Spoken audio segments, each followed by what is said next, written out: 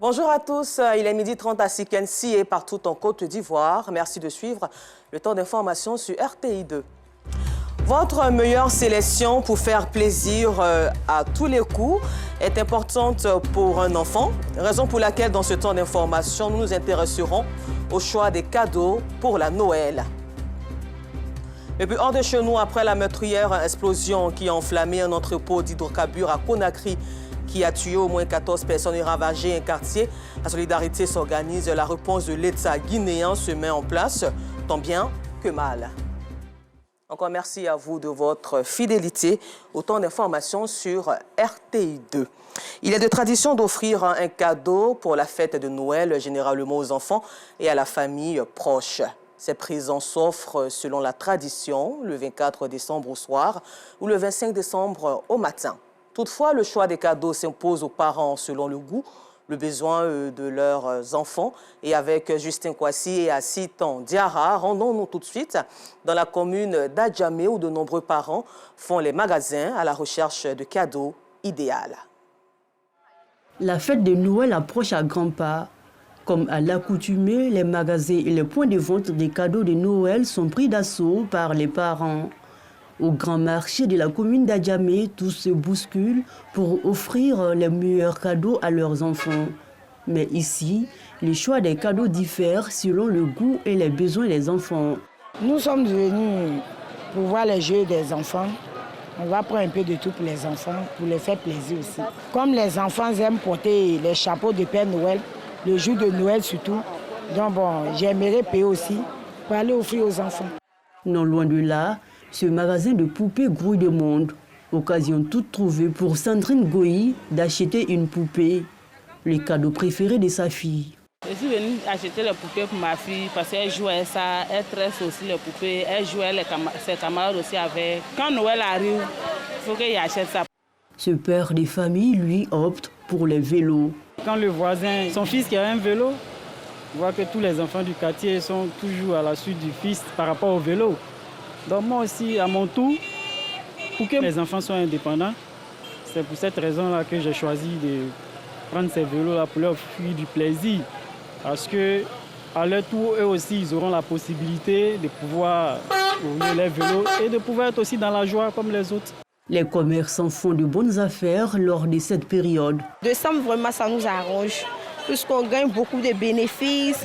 Parce que ça marche, le mois de décembre, ça marche. Jusqu'à nous-mêmes, on est pressés quand de ça m'approche comme ça. Là. Nous, on est tellement contents pour satisfaire les clients, on vend tout. Cette tradition d'offrir des cadeaux pour Noël ou pour le Nouvel An remonte au XVIIe siècle dans le monde chrétien. Les cadeaux étant essentiellement réservés aux enfants de notables et des souverains à cette époque. Aujourd'hui, cette pratique est devenue universelle. Et nous restons toujours dans la commune d'Adjamé. Cette fois-ci, nous allons à la rencontre des plumeurs de poulets. Envie de nous imprégner de leur réalité. Certains plumeurs bénéficient de l'avantage de l'avancée technologique. Ils disposent d'une machine qui leur permet de plumer plusieurs centaines de poulets par jour sans fournir d'énormes efforts. Cependant, d'autres utilisent toujours les mains pour le plumage par manque de moyens pour s'acheter une machine. Avec ou sans machine, le business s'avère assez lucratif, comme nous l'explique ici Aboulaziz Guira et Assitan Diara. Commune d'Adjamé, quartier de 120 logements. Ici, plusieurs centaines de poulets sont vendus chaque jour. Pour les clients qui le souhaitent, ces poulets sont égorgés et plumés. Cela est compris dans le prix d'achat du poulet. C'est là un business pour ces jeunes hommes. Le plumage des poulets se fait à l'aide d'une machine et dans un temps record. Vous voyez le gaz, le chaud, on mouille, là on vient mettre dans la machine. Nos poulets là, on peut, tu peux bien payer 2500, nettoyer tout 2500, on ne peut pas augmenter autre prix, c'est pas ça. Un peu plus loin, au marché Gouraud, à ce point de vente de poulets, le plumage s'est fait à la main. Ce qui n'empêche pas Seydou et son équipe de faire de bonnes affaires. Si tu dis qu'il y en a qu'à nettoyer, là c'est 100 francs. Si tu dis qu'il y en a qu'à découper à faire, là on dit que c'est 100 francs aussi. Mais aussi, si tu as acheté beaucoup de poulets, on peut les arranger, on peut payer 400, 500, des fois qu'on fait minimum. Les machines là, c'est trop cher pour nous aussi. Là, on est à doubler un peu. Donc, si on a eu un peu, on peut acheter une machine pour travailler avec, Inch'Allah. Après le plumage des poulets, Les intestins et certaines parties intérieures sont vendus à des commerçantes. Courage à tous ces jeunes. Et nous parlons d'un autre registre où l'association humanitaire pour la lutte contre la souffrance a offert du matériel médical au centre de santé communautaire du village de Mbadon dans la commune de Cocody, soulignant que l'initiative de l'ONG est de permettre aux agents de travailler dans de meilleures conditions, mais aussi aux populations et notamment les femmes d'accoucher aisément. Le témoignage d'Alassandra Bopaguin. Le centre de santé communautaire de Mbadon avait mal à sa maternité. C'est dans de difficiles conditions que travaillait le médecin-chef et ses agents. Aujourd'hui, des équipements de santé et du matériel viennent faciliter leur quotidien. C'est une bouffée d'oxygène parce que nous n'avons pas de matériel, nous avons 3 bâtiments. Et donc recevoir 15 lits, c'est une aubaine. En tout cas, je dis grand merci à l'ONG qui nous a fait ce don. Ce don est de l'association humanitaire pour la lutte contre la souffrance. Après un diagnostic effectué dans le village de Mbadon, l'ONG et ses partenaires Hôpital Sans Frontières de Belgique, la Fondation pour un monde meilleur de Belgique et Afrique Aid des États-Unis ont décidé de contribuer au bien-être des populations du village. Nous essayons, tant que faire se peut, d'apporter en fonction de ce qui est humainement possible notre concours pour le bien-être des populations. Nous avons donné des lits pour l'hospitalisation, un lit d'accouchement, un lit de consultation, un appareil d'échographie, et ainsi de suite, avec beaucoup de matériel médical. À en croire le chef du village, c'est un acte longtemps attendu qui enfin se réalise. C'est une grande joie pour la population de Mbadon, également le chef du village de Mbadon, qui tend chaque fois à demander le matériel médical pour le bon fonctionnement du dispensaire de Mbadon. Que Dieu, le Tout-Puissant, puisse donner force à l'ONG qui a pensé à donner le meilleur pour le fonctionnement et le développement de Mbadon. On espère qu'ils utiliseront tout ce qui y est arrivé à des fins utiles pour nos mamans qui sont en couche et puis les enfants à venir, par la grâce de Dieu. Le dispensaire de Mbadon a ouvert ses portes en 1985. Il sert à la prise en charge immédiate des malades. Avec cette action de bienfaisance, l'association humanitaire pour la lutte contre la souffrance vient redonner du sourire aux malades qui seront soignés dans de meilleures conditions. Dans la commune de Makori, le siège du Centre de démonstration et de promotion de technologie CDT a accueilli récemment les journées de la transformation. Ce lieu d'échange entre les acteurs de l'agro-industrie, producteurs et consommateurs a été officialisé par le ministre du Commerce et de l'Industrie Souleymane Diarra-Souba en présence de Kwasi Justin et Assistant Diarra. Acteurs du secteur agro-industrie, autorités compétentes et consommateurs réfléchissent sur la transformation des matières premières agricoles. Nous sommes aux journées de la transformation au sein du Centre de démonstration et de promotion des technologies à Makori-Biétry. Les défis de la promotion et de la consommation des produits locaux sont à l'ordre du jour. Des journées qui visent à promouvoir le potentiel créatif de l'économie locale. L'industrialisation en Côte d'Ivoire repose essentiellement sur l'agro-industrie. La transformation de la matière que nous avons le plus en abondance, c'est les produits agricoles. Et il se trouve que des Ivoiriens commencent à s'y intéresser de plus en plus. Comme objectif, c'est 50% de transformation locale des produits, toutes les spéculations produites en Côte d'Ivoire. Et nous sommes une structure de l'État.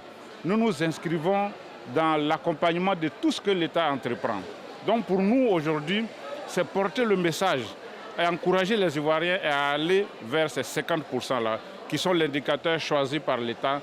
Une occasion pour le ministre Souleymane Diarra-Souba de réaffirmer l'intérêt du gouvernement. La technologie se présente ainsi comme un des facteurs essentiels permettant d'entretenir cette croissance à même de générer des dividendes sociaux. C'est pourquoi le gouvernement ivoirien a mis l'accent sur le renforcement de la technologie en créant le cadre et en incitant les entreprises a investi dans l'innovation afin de bénéficier des avantages offerts par les avancées technologiques. Cette lucarne est une opportunité pour les producteurs locaux d'exposer leur savoir-faire. On constate que la population ivoirienne s'intéresse vraiment aux produits locaux, ce qui n'était pas le cas avant. Là, nous vous présentons le café Oline, qui est un café produit localement, plus précisément dans la région de Mans.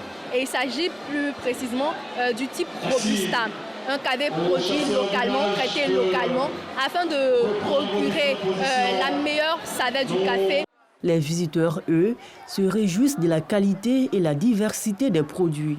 Aujourd'hui, grâce à notre culture, grâce à notre connaissance, on peut développer certaines choses, comme par exemple les sacs que nous avons fait nous-mêmes, des produits comme la choukou, comme ça, la dame nous a montré qu'elle est bien fait. Ça m'a apporté quelque chose que je ne savais pas, donc je suis très heureuse d'être là aujourd'hui. Ces journées ont été marquées également par une visite des stands des autorités gouvernementales. David Benoît Ayo Dédé est désormais le nouveau chef du village d'Ayo Obou, plus connu sous le nom de PK61 sur l'autoroute du Nord, dans la sous-préfecture de Gaumont, département de Sikensi. Cette intronisation du nouveau chef Ayo Obou s'est faite en présence des autorités et cadres de la région. Et il faut souligner qu'elle s'est faite aussi en présence des chefs des villages voisins, comme le dit ici Clément Boko. Ce batteur peut aisément taper le tam-tam parleur du village. Les habitants, eux, peuvent applaudir, chanter et danser.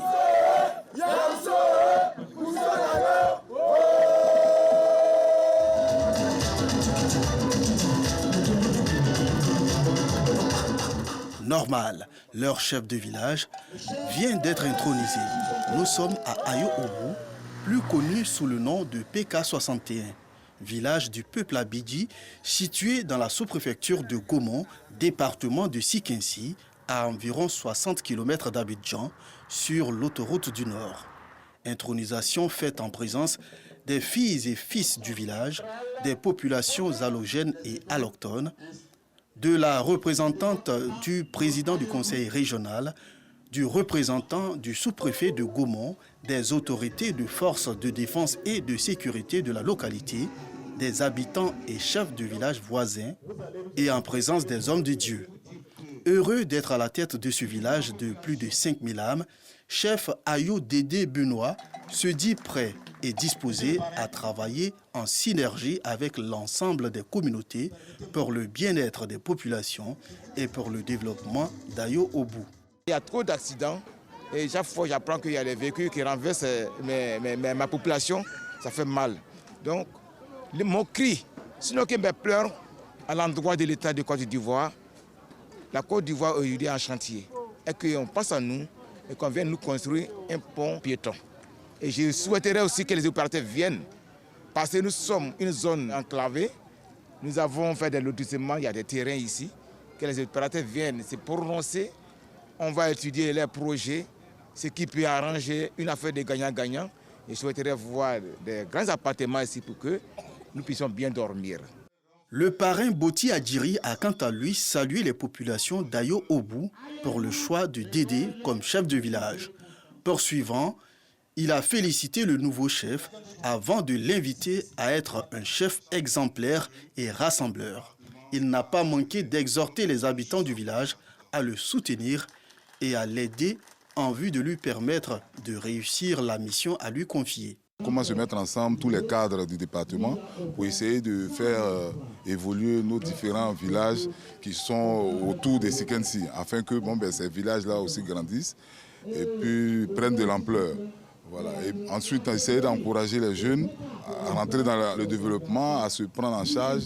Les populations, elles, se réjouissent de cette cérémonie d'intronisation et s'engagent à accompagner leur chef dans l'exercice de ses fonctions. Un village ne se développe que par le respect de la population. Si la population respecte son chef, l'accompagne dans tous ses actes, le village peut se développer le plus rapidement possible. On va l'aider, on va le soutenir tous les jours. On est prêt pour lui. Le nouveau chef d'Ayo Obou est marié et père de 7 enfants. Libation, prière et dons, des moments forts qui ont également meublé cette cérémonie d'intronisation. Et puis nous terminons ce temps d'information hors de nos frontières où après la meurtrière explosion qui a enflammé un entrepôt d'hydrocarbures à Conakry et a tué au moins 14 personnes et ravagé un quartier, la solidarité s'organise. La réponse de l'État guinéen se met en place tant bien que mal. Encore merci à vous de nous avoir suivis. Nous sommes à jour J-25. Vive la canne de l'hospitalité en Côte d'Ivoire et bonne suite de programme sur RTI2.